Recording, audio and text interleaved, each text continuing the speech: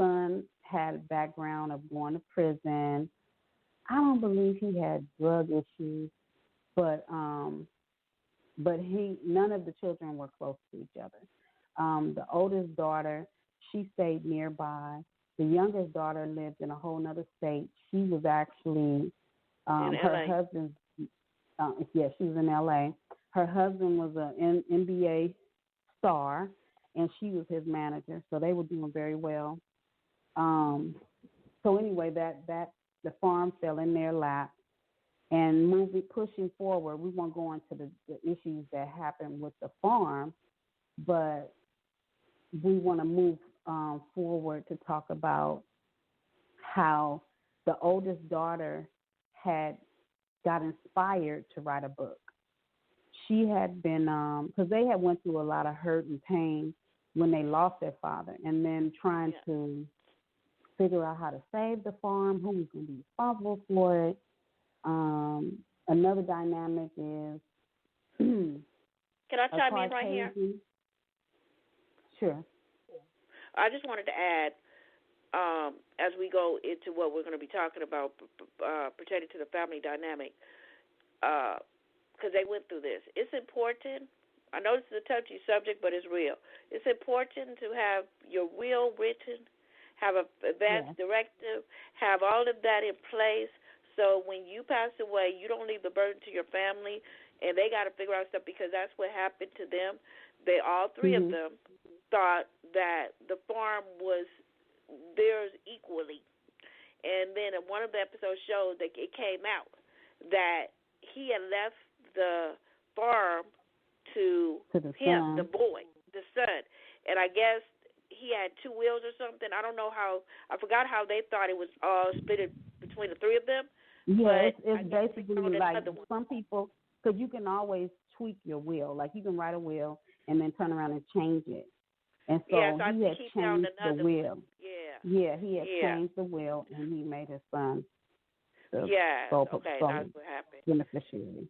So that's another social issue. It's important to have your will written, have everything on paper, advance directive, and a will. So that's a very important social issue, and a lot of people. And you need to have it. What is it called? Notarized. Yes, and I won't say a lot. I won't say that. Some people, they don't think about burials. They don't think about funerals. They don't think about all that until it's too late. So it's very important that we have our stuff in order, not just a will and advance directive, but paying for the funeral, having help with life insurance. But anyway, we'll talk about that another day. But go on, Ms. Vicky.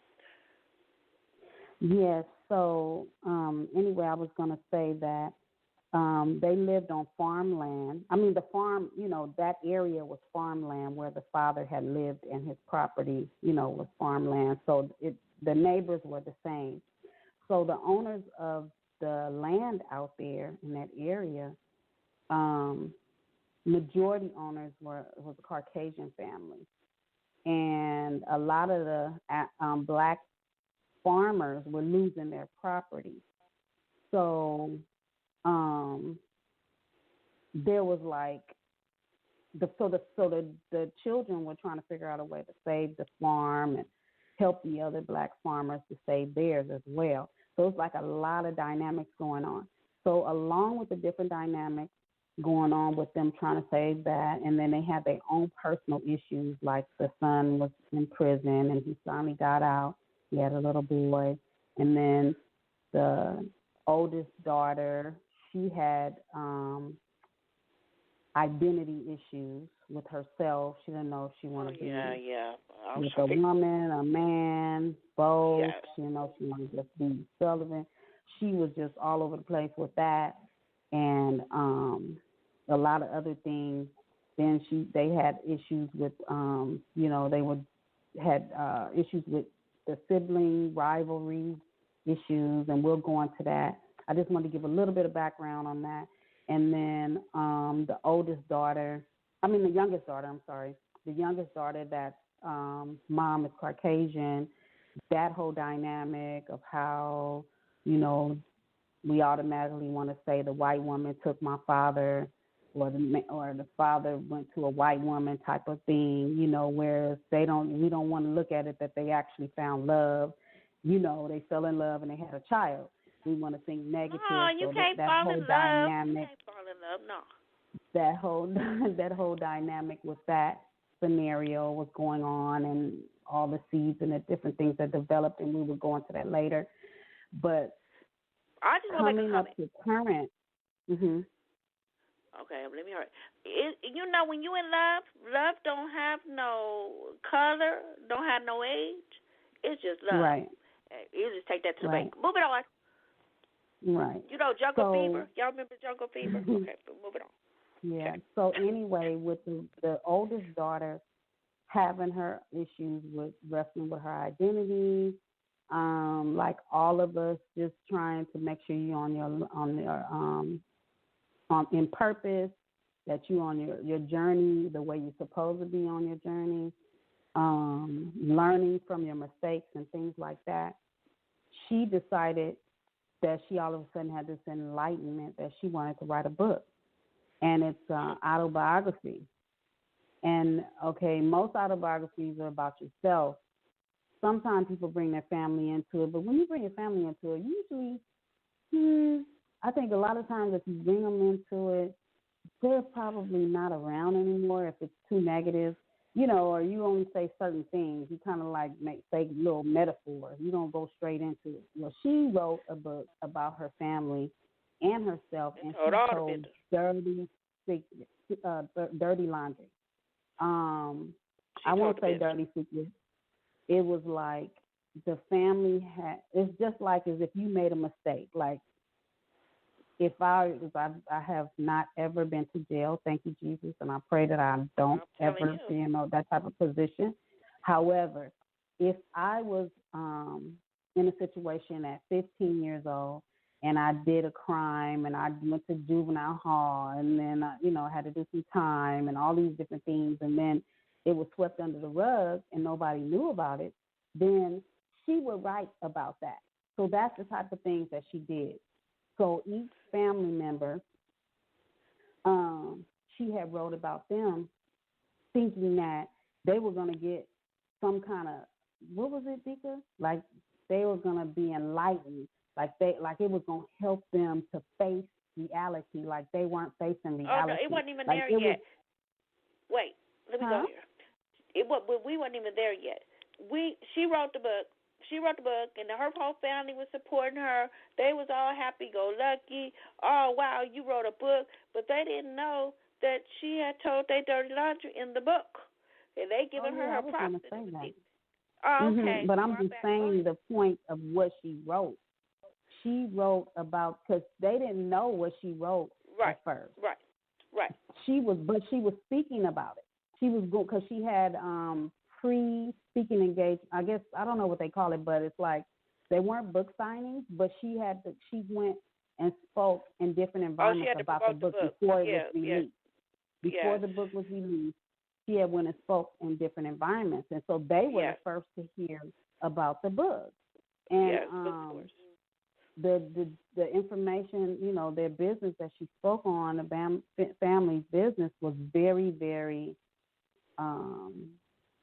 detrimental. Personal. It was personal and detrimental.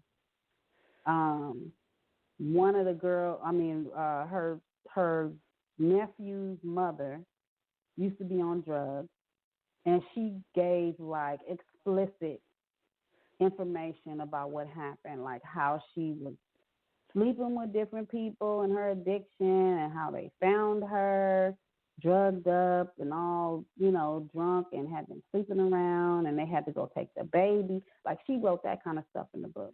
And that's why I ain't sharing with nobody. Keep it till I go to my grave. And nobody know my business. Nothing. And if you know any of my business, you better hide it. You better, forget about it. Thank you. Okay, moving on. That's a shame. Talk about a social issue. But the funny thing about it, when you think about her character, because this is a character she's playing, right? When you think about the character disposition, she didn't think she was doing nothing wrong. Yeah, that part. She did not think that she was hurting anybody. She thought she that felt that she was helping them be set free. Yes. Yeah, we're gonna be set free. That's the point I was trying to get. That's where I was trying to go. She felt like she was helping her family to free them of their pain. And she felt like their pain was them. But did nobody ask her to free them? Right. That's the problem. They didn't ask her to free them. That if they faced their truth of their past, that it would set them free. And she felt like because everybody has a different formula for freedom for their life. Like it's a different formula for everybody. Yes. You know what I'm saying? So her formula was, to write a memoir. You know what I'm saying? But not about her family, unless she was going to write it and put it in a safe somewhere. You know what I'm saying? Not to sell it, not to give it to the whole world. But that's the kind of stuff she was talking about. That's the kind of stuff you write in your diary. Nowadays you can't even write stuff in a diary because people find that sucker. You better have a lock on that sucker. You know what I'm saying? Better lock that sucker up. You know what I mean? You can write in codes like Best Man did. You can write in codes. I guess I need to start writing in codes. The movie Best Man, I forget his name, the actor. But when he wrote that novel about his coming up in college and everything, he wrote everything in code. But they still figured it out. But his college friends figured it out, not the world.